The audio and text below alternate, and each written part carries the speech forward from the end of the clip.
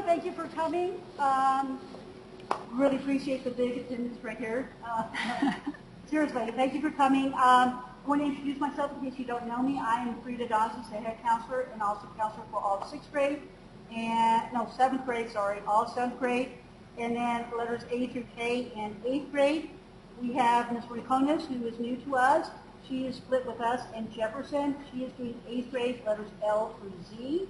And then we have Ms. Pettis, who's actually doing the 6th grade, and she is also new to us this year. So I am thrilled to have both of them here. They have great experience. Ms. Ricones came from Marshall High School, so she knows a lot of the high school piece, so she's going to be addressing us about the endorsements right now. Thank you all for being here. I know your time is precious, so I won't take too long with this presentation. First slide that we have. So these are the 2 high schools that are feeder schools, or our kids will be going into those schools. We have Harlan, which is our new high school, and then we have O'Connor. So it's based on zip code where you live that you'll know where your child is going to attend, basically. All right, so your child is going into high school now. Do I have 8th grade parents? 8th grade parents? 7th grade? 7th grade? Okay, 8th grade parents? All right, so this one, it is targeted kind of for 8th grade parents, but it doesn't hurt to hear the terminology that we're going to be teaching you guys tonight, because it's always helpful to start early. And that's what we want to do as counselors. We're starting early with 6th grade, introducing them the terminology, making sure that they know what their goals should be when they get to 8th grade. It makes it easier on everybody. So the transition from 8th grade into high school is a milestone, so we want to be able to celebrate that even with 6th graders, right, to make sure that they have that goal already set in place. So we have some high school terminology that you guys are going to be hearing as 8th grade parents, and obviously once your child gets into high school. In high school, they talk about credits. How many credits do you need for graduation?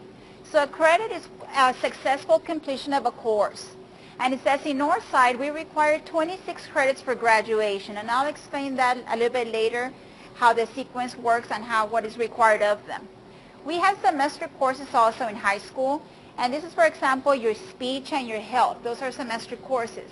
We have certain electives that are also semester courses. So a semester course is basically they meet for half of the year. So they'll go from August to December. So that's a semester course. And they started in January, they start a brand new course, right? And there'll be another semester course. Required courses, these are your classes that you have to meet for graduation. So a required course will be all your core areas, your English, your math, your science, and your history. Also, because we're doing endorsements, and I'll explain what those are. Those are going to be also, some of them are going to be required courses for graduation. PE equivalent. So high school is a little bit different when it comes to PE. So in high school, you can meet the PE requirement by doing different things. For example, if your child is in band, it's subbing for PE because they do marching band. So that credit will be taken care of like that.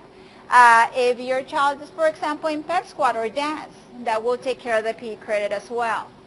Let me see, ROTC, those kids that decide to join ROTC, that will cover also their PE credit.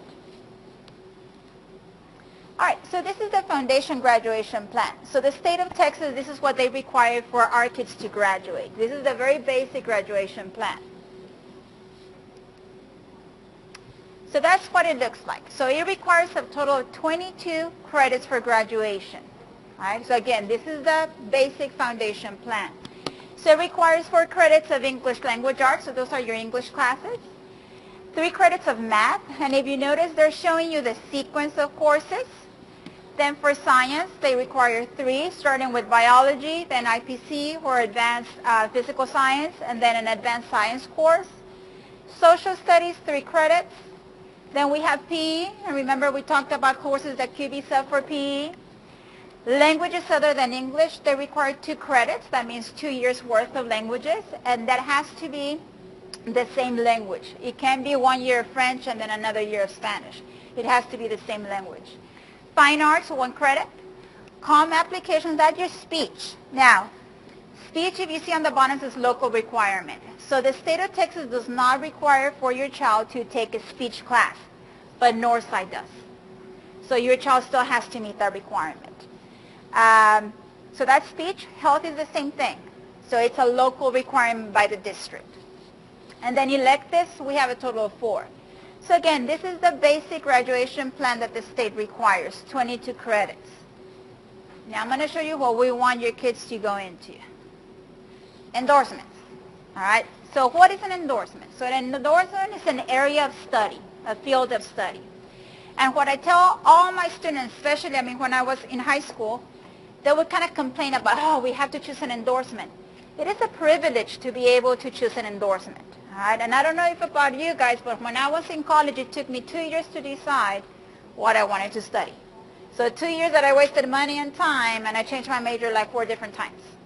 So we're giving the opportunity of our kids to kind of explore those fields without wasting money, or you guys wasting money, right? So they're exploring fields and they're deciding, you know what, I like this area, or maybe I don't like it so much, maybe I should go into this area. So that is an endorsement. It's a field of study for them to explore. So you want them to choose one. So House Bill 5 requires all incoming ninth graders to choose an endorsement. And to graduate, all endorsements require specific coursework, including 4 areas of math, 4 of science, and 2 additional elective credits. So an endorsement will help your students be college and career ready, right? So they'll be ahead of the game already. The foundation graduation plan, that's the one I showed you with the 22 credits. With an endorsement, so that's the area of study or focus, will help students be college and career ready upon graduating from high school. So those are endorsements on the bottom. We have the STEM endorsement for kiddos that are interested in math or science and engineering, technology. We have our business and industry endorsement, public services, humanities, and the multidisciplinary endorsement. And on your handout, you have them in boxes where it kind of shows you like specifics for each endorsement. All right, so if you look at the bottom, that's the basic graduation plan. That was a 22 credit plan, remember that we talked about at the beginning. Then we talked about endorsements. So those are our columns in different shades. And then we have the distinguished level of achievement. So what that is, that's what we want our kids to go into, okay? Graduate with a foundation plan, pick an endorsement, and be able to graduate distinguished. And we want our kids to do that because if they don't, they can lose that opportunity to apply for automatic admission, top 10 automatic admission in a lot of our state universities. The top 10 rule or top 10% rule will not allow them to have access to that unless they meet that distinguished level of achievement. All right, so now we're looking at the graduation plan with endorsements. So you can see the differences. In this particular plan, the credits increased. We had 22 on the last one, now we have 26. So the extras are coming in where they're highlighted. So we have an extra math class, we have an extra science class, and we have 2 more electives. Before we had 4, now we have 6. And the electives are coming in because now we have to meet endorsements. Just take a picture of that. All right, so our distinguished level of achievement, and I kind of mentioned this already. So you want to be sure that your student is meeting that graduation plan to be able to be admitted within the top 10% for automatic admission in public university. And you want to be sure that your student is also choosing Algebra 2 as one of their math courses. All right, that's another requirement for automatic admission. They will not consider them for automatic admission if they have not taken Algebra 2. So make sure that your student is choosing that. All right, so what is the advantage of graduating with a distinguished level of achievement? They will have more college and university options. All right? They'll be better prepared for college level coursework. So a lot of those classes that your students are going to be taking in high school, they're going to be either AP coursework or dual credit. So those are already college level coursework. And therefore they're already earning college credit. If they pass the AP exam, they get college credit. If they're taking a dual class, that automatically is giving them credit. They have opportunity for immediate enrollment in classes related to your chosen field of study. So they're going to start kind of pinpointing areas that they enjoy and kind of focusing on those areas. And then it's going to give them a strong foundation to successfully complete an industry workforce credential or college degree. And what I really want to pinpoint on this one, notice that we're not just targeting a college degree. right? We're also targeting industry workforce credentials. Some of the endorsement, your students will be able to receive credentials. For example, we have some that are earning the EMT credentials. So they can become EMTs as soon as they graduate high school, as long as they pass the EMT test. Some of them are earning the credential for pharmacy tech. So what I tell my young kids, I mean, if you follow that, once you graduate, you're a pharmacy technician already making better money than just minimum wage. So, and there's a whole list of credentials that they could be earning when they're going through those endorsements. So it's a great advantage for them, free of charge. All right, so these are your endorsements. So we have the STEM endorsement. What you see at the bottom are the strands. So for the STEM, there are kiddos that enjoy the sciences, kiddos that enjoy the technology, the computer programming, the software developer, students that enjoy engineering or math. We have the business and industry endorsement. Now, in this one, you see the options are a little bit broader for in business and industry. So each box is a strand. So you have your kids, for example, that enjoy animation, right? So those kids should choose the business and industry endorsement. We have kids that love graphic design or love to draw, computer programming. Kids that enjoy to cook, for example, that's culinary arts. So you would want them to choose that. This particular endorsement, all those certifications that I mentioned before, the credentials, a lot of those credentials are in this particular endorsement. The public service endorsement, this is where you have your strands. You have education and health science. So these are people that want to go into education, teaching, health science, your nursing, your anything that's related to health. Junior Reserves Officer Training Corps, these are the kids that went into ROTC. And the law and public safety. So anybody that's kind of interested in becoming a firefighter or a police officer or training anything related to law, they should choose the public service endorsement. Arts and humanities, our 3 strands are listed for you guys. One of it's language other than English. So they can acquire this particular endorsement if they take 4 years of the same language, or if they take 2 years of one language and 2 years of a different language. So it can be 2 and 2 or for the same one. Fine arts, they're the kids that enjoy music or theater or art. They can acquire this endorsement by completing 4 years of band or 4 years of orchestra or theater art or 4 years of dance. And then the social studies endorsement, you earn it by completing 5 courses of social studies. Before I forget to mention, your child can earn more than one endorsement. Okay, and a lot of them tend to do that. All right, and our last endorsement is the multidisciplinary. This one you can earn it in different ways. One way of earning that is, if you look at the top, by taking 4 classes of English, 4 of math, 4 of science, and 4 of social studies. Another way of earning that is by taking 4 AP credits or by taking 4 dual credits also.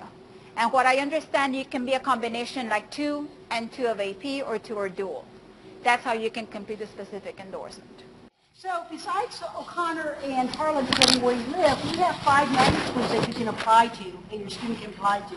So we have business careers, which is on that Holmes campus, and basically you're doing business and industry endorsement, okay? So they do marketing. They have different strands for that too. Communication arts, which is on the Taft campus, they're doing the multidisciplinary because they're doing more of the visual arts. They do more of the communication stuff, so audiovisual kind of stuff, but they do it through multidisciplinary studies. Construction careers, you can do it 2 ways depending on your strand. You could do the engineering because they do have an engineering program. They have architecture. They have construction. So depending on which way you're taking your strand, that will determine which endorsement you get. Then we have health careers. Oh, I've had construction careers is on the Warren campus. Health careers is a standalone school that is not on any other campus. It's at medical center, and they are doing basically medical stuff. And so that's the public service endorsement. And then last we have J Science and Engineering, and that's on the J campus, and that's just a STEM endorsement that you could do with that. Most of them also do the multidisciplinary. When you do STEM, most of them will get the multidisciplinary to go with that. Applications are usually due around the end of January. Beginning of January, like right after holidays, they have what's called a magnet school fair. Last year it was at the stadium right over here. We haven't got any information about when they're having it. They also used to come to schools. I'm not sure if they're revamping that, okay? So it's an application process. The kids will turn it into us. We will turn it into the high school or to magnet schools. And you will get your letter saying that you're accepted or not in March, right before spring break, right during spring break. They plan it on the Friday. Spring break's out, the letters go out. Okay? Any questions about any of these things that we said? Yes, sir. So if a student's interested in a specific endorsement, do they need to specifically apply for that magnet school? No, good question, very good question. First of all, most of the endorsements, or all the endorsements, are at each high school, okay? It's basically if you want to, if you want a little more intense, some of the schools have like the medical one where you can do public services depending on what campus you are at. Like for instance, O'Connor definitely does, has medical terms and all that stuff. Half-dent, I don't know what, I think Harlan offered it this year, okay? So you can do at health careers, if you go there and you're really into the health, you do get to go out to the field. Okay, that school's very different. But most of the other ones have the same program. Also, if you high in your Northside resident, there is bus service, usually from the middle school to the high school, one of those high schools. Email polar.reconis any questions you have. I'm the person. Just let us know. And if you just want to ask, something like you're not sure which one. I have 3 kids, and 2 of my 3 went to magnet school, so I know about 2 of the 5. And there's advantages and disadvantages to everything. Okay? Thank you again for coming. Thank you. We really appreciate your time today, and I hope we didn't freeze you. I could feel it. Y'all have a great night.